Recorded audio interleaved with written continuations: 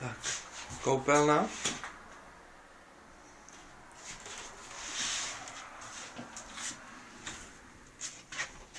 Co koupelna? Pokoj. Katka. Já mám takový výklenek.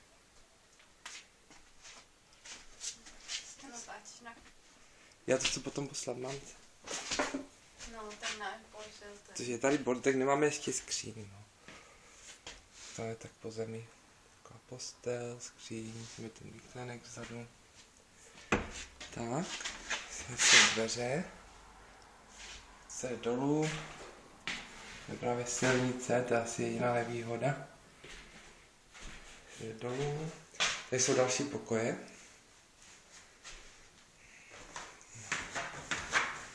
Zase jde dolů.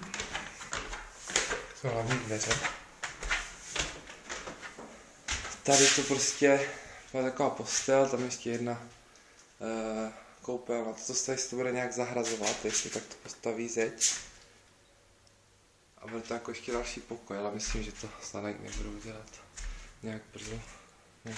To je takový malinký obýváček, sedačka. Tady byla televize, taková skříň arabská. Tady je taková jídelna. A kuchyň. Tak.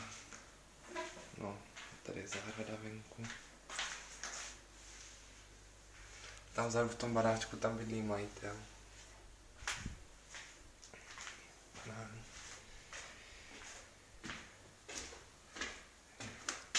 No, tak to je zahrada.